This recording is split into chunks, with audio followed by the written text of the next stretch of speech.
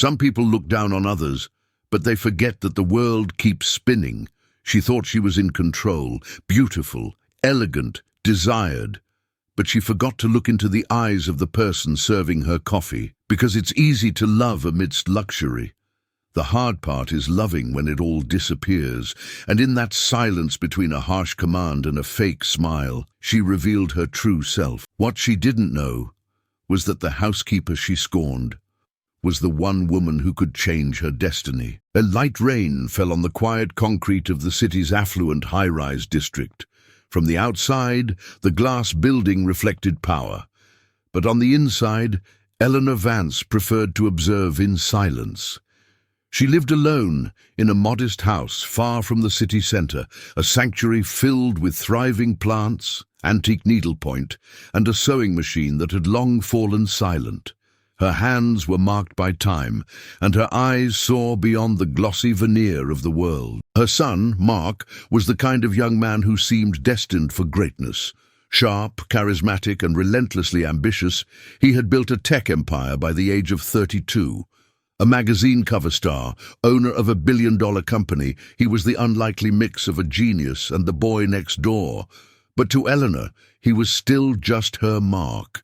She had raised him alone, sewing at night, cleaning offices by day, and giving up everything she had for him. She never accepted his offer to live in the mansion he bought.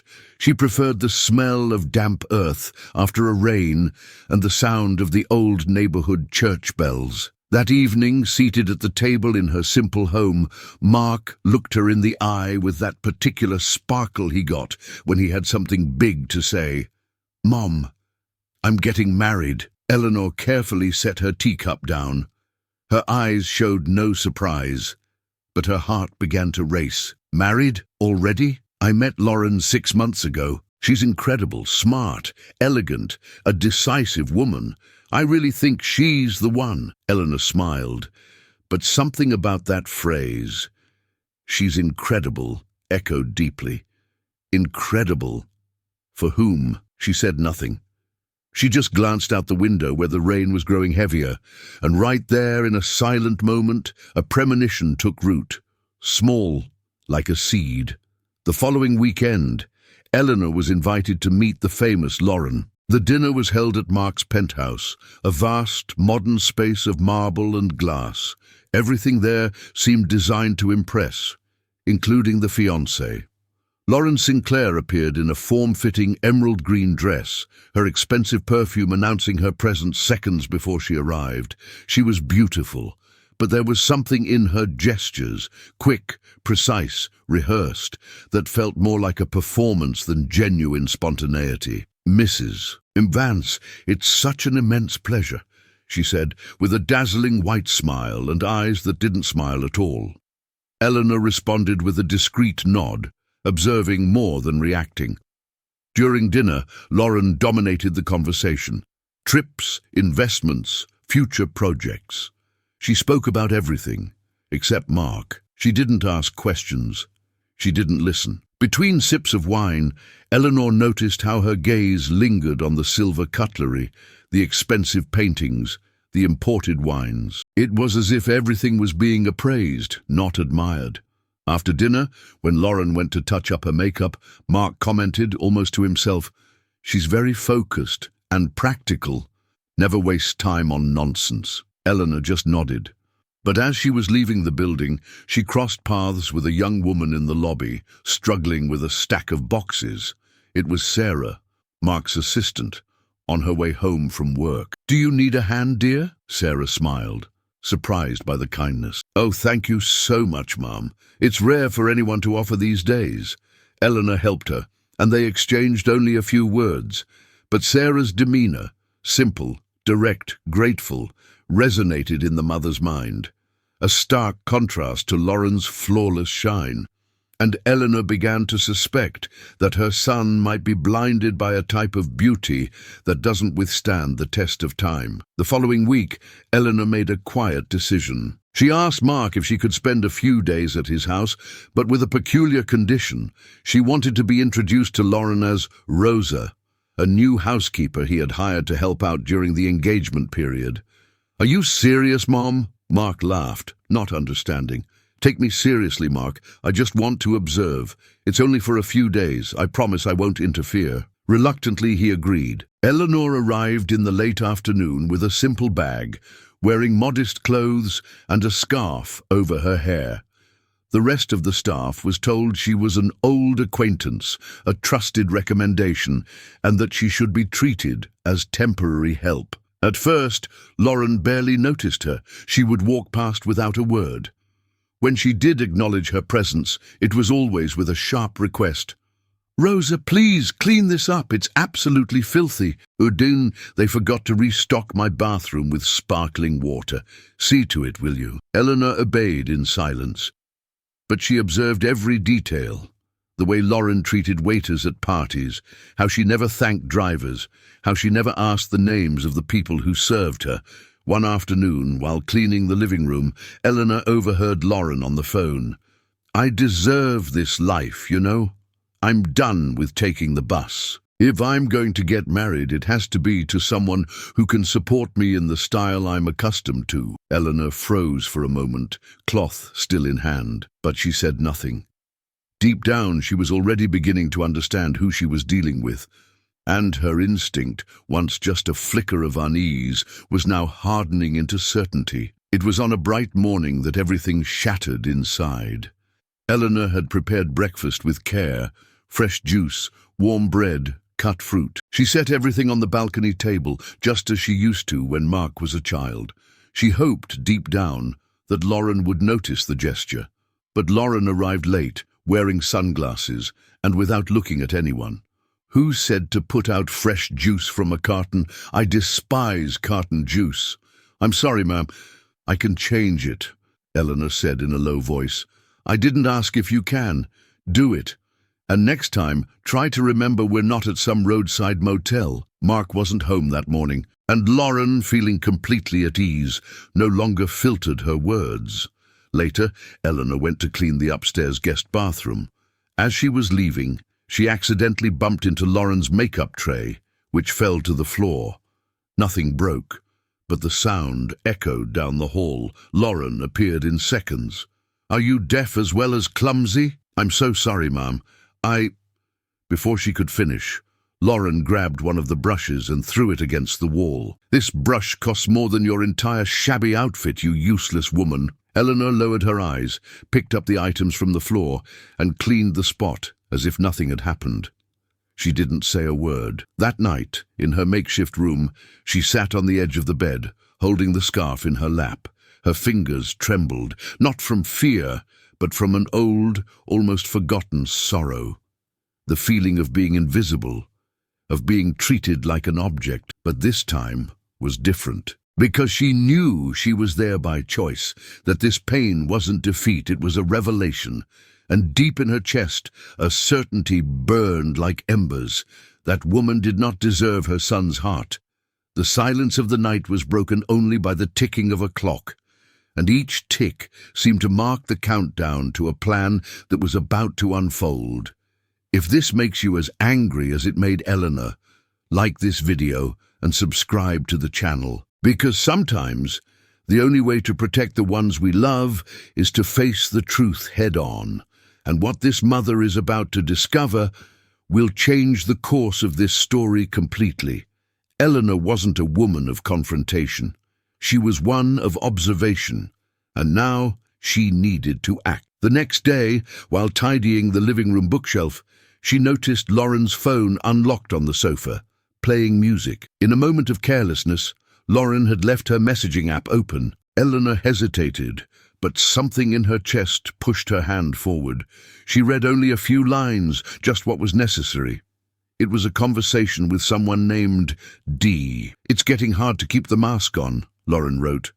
"Just fake it, girl. Hold on, you're almost there," the other person replied. "And then, don't forget to put that little something in his wine tonight. A little push always helps." Eleanor's blood ran cold. She took her own phone from her pocket and snapped a picture of the screen. Then she discreetly retreated to her room and sat there, breathing slowly. The pieces were finally falling into place. But what she didn't know yet was that fate was about to send unexpected backup. Late that afternoon, while Eleanor was in the kitchen washing dishes, the doorbell rang. It was Sarah. "Good afternoon, Rosa. Mark forgot this envelope at the office. I brought it myself because it was urgent." Eleanor, opening the door, froze for a second. Sarah recognized her. "Ma'am, you're the one who helped me in the lobby the other day," she said, surprised. Eleanor smiled simply. "Yes, that's me, but please keep this between us." Sarah, looking confused, nodded. While waiting for Mark, Sarah accidentally overheard Lauren's voice from the next room. "That Sarah girl has this irritating need to please, you know?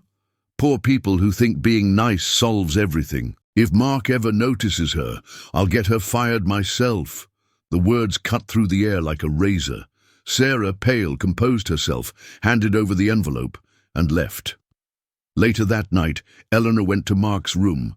She took off the scarf, looked her son in the eyes, and said calmly, "My son, it's time for the truth. I need to show you something." She handed him the phone with the photo of the conversation.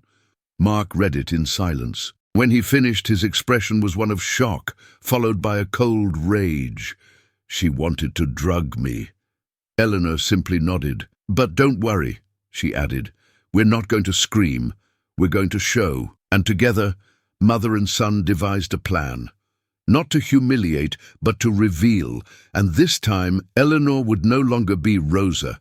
She would just be herself, and that would be enough. 2 days later, Mark came home earlier than usual. He was calm. It would be difficult to maintain that serenity, but he had to try. Lauren was in the living room, lounging on the sofa, flipping through a design magazine. "Honey, I was thinking we could have dinner, just the two of us tonight. Something simple, here at home." She looked up, surprised. She smiled. "Wow, you cooking? That's new. Just trust me," he replied. At 7 o'clock, the table was set. Red wine, low lighting, lit candles. Lauren dressed in one of her expensive dresses and a flashy necklace. When she sat down, she found it strange that none of the staff were around. "Where is that Rosa woman?" Mark just smiled. "She's around, but tonight, I'll be the one serving." Lauren laughed loudly, thinking it was just his charm. He poured her a glass of wine and waited for the right moment. As she lifted the glass to her lips, Eleanor walked in.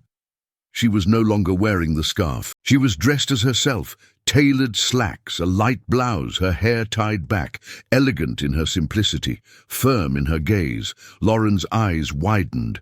For a moment she choked on her wine. "What is she doing here?"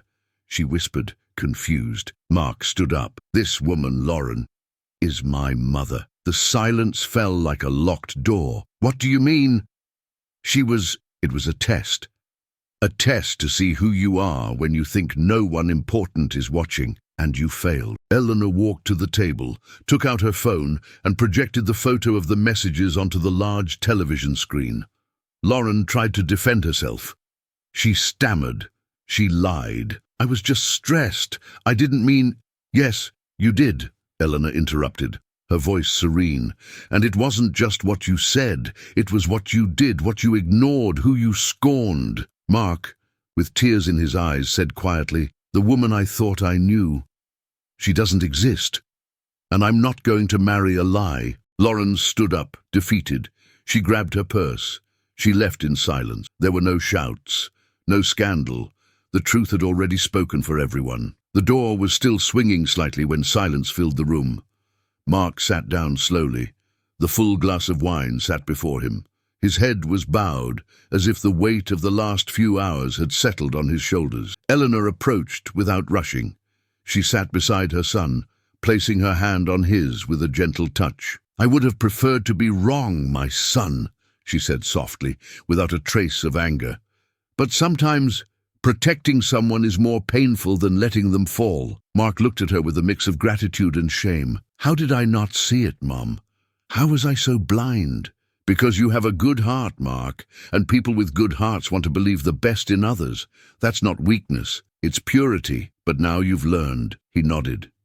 His face was tired but clearer. like someone waking up from a very long dream. Lauren, she didn't love me. She only loved what I could give her. Eleanor squeezed his hand. Then stop offering your fortune and start showing what's truly inside you. Whoever loves you for that will stay, even with nothing. Mark took a deep breath, and, in an almost unconscious gesture, he remembered someone. A shy smile, sincere words, a kindness with no audience. Sarah, the young woman who never tried to get attention, but was always there, who didn't compete, didn't flatter, she just was. And maybe, just maybe, she'd already seen who he really was long before he knew himself. Mark stood up. He walked to the window. The city skyline twinkled with 1,000 lights, but there, in the silence between a mother and son, only one thing made sense. It was time to start over, with fewer illusions and more truth. Some people wear masks so well that it takes us a long time to see who they are underneath. But time, that old craftsman of truth, always reveals. Eleanor didn't want to destroy anyone. She just wanted to protect her son, and she did it the hardest way possible, by letting him see with his own eyes. Because there are some things only silence can teach, like how someone treats a person they don't need to impress. Like the look of contempt disguised as sophistication. Lauren left without understanding why she lost. Perhaps she never will, because people like her think kindness is weakness, and that wealth is measured by the size of the house, not the size of the heart. But Mark, he learned. It hurt, but he learned.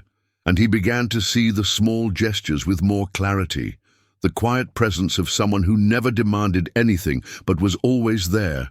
And Eleanor, she rested, not because she had given up, but because she knew her son was no longer walking blind.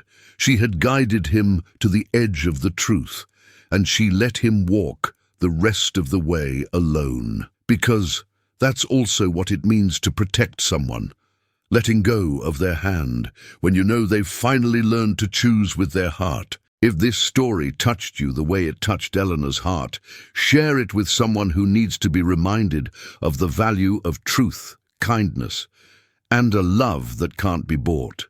Like, comment, and subscribe. Because we'll keep telling real stories, the kind that make us think and believe in the right people all over again.